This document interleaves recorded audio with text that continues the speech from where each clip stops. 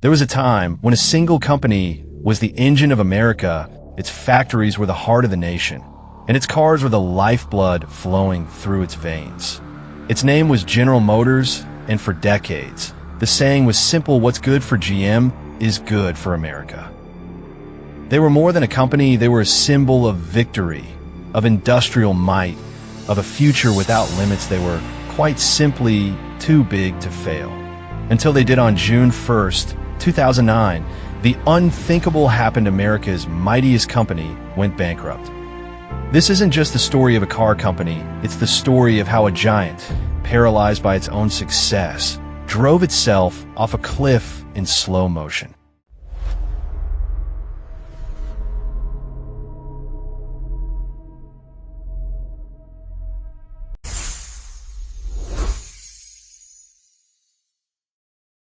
In the mid-20th century, GM wasn't just a market leader, they were the market. Cadillac was the dream, Chevrolet was the reality, and Pontiac was the thrill. Their strategy, perfected by CEO Alfred Sloan, was a ladder of success, a car for every purse and purpose.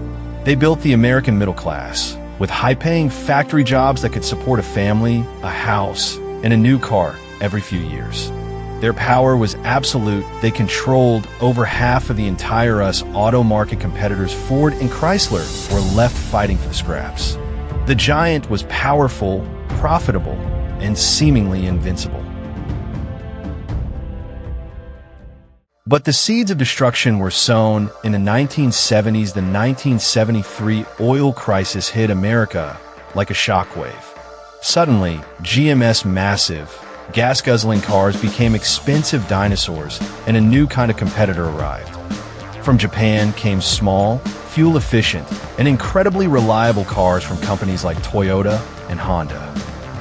GM's response was pure arrogance. They dismissed the Japanese cars as cheap toys, convinced Americans would always prefer bigger cars. Their own attempts at small cars were plagued by terrible quality, like the infamous Chevrolet Vega, whose engine would melt. While quality declined, another anchor was being tied to GM's legacy costs. For decades, GM had promised generous pensions and health care for life to its unionized workers, a noble promise, but a devastating financial burden. By the 2000s, GM was spending more on health care for its retirees than it was on steel for its cars. They had effectively become a healthcare company that happened to make cars on the side. Inside the company, a bloated bureaucracy stifled innovation. It could take 5 years to bring a new car from design to showroom. Worse, their brands began to cannibalize each other. Was there really a difference between a Chevrolet, a Pontiac, and a Buick?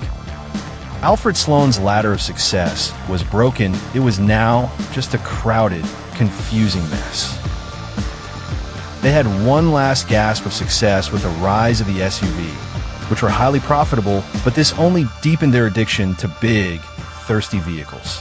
They even pioneered a revolutionary electric car in the 90s, the EV1, only to famously kill the project and crush the car as a massive missed opportunity.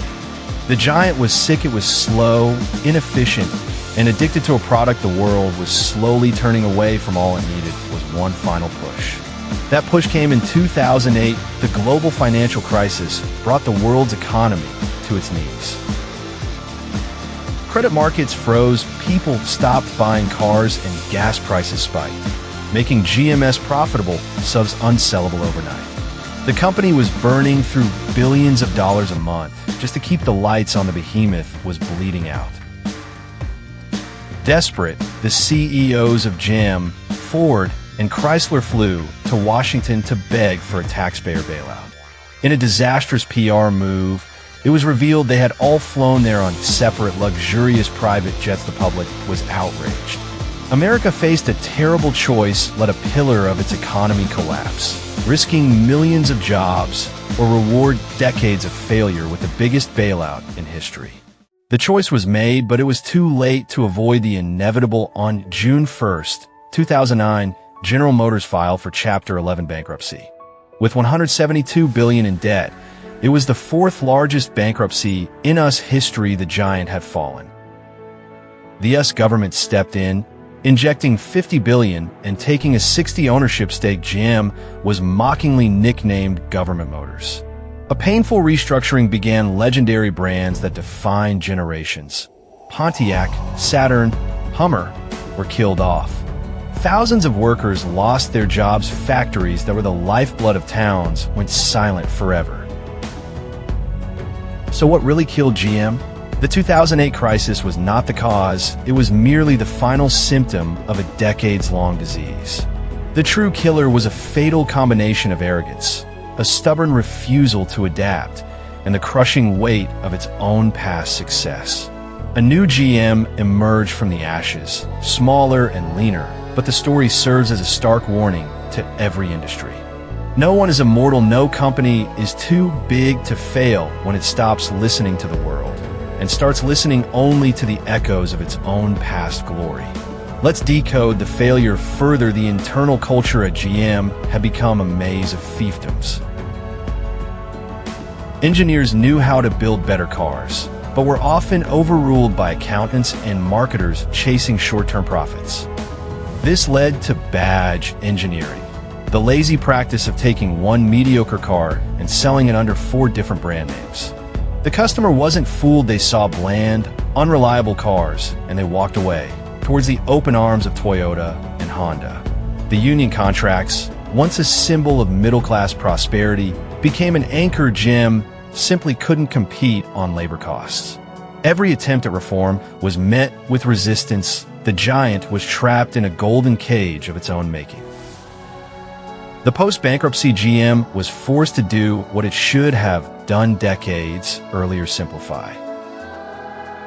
They focused on fewer, better cars. They invested heavily in the technology they once abandoned: electric vehicles.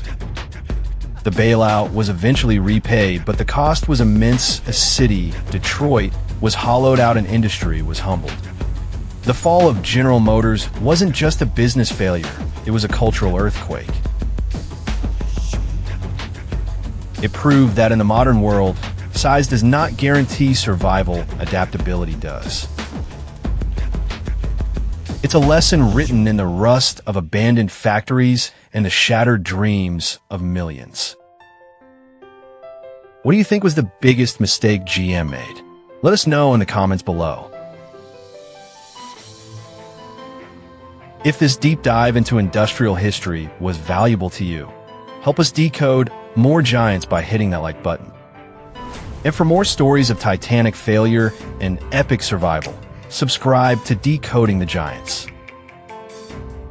We explore the legends, the blunders, and the lessons from the biggest business stories in the world. The story of General Motors is a reminder that even the mightiest can fall.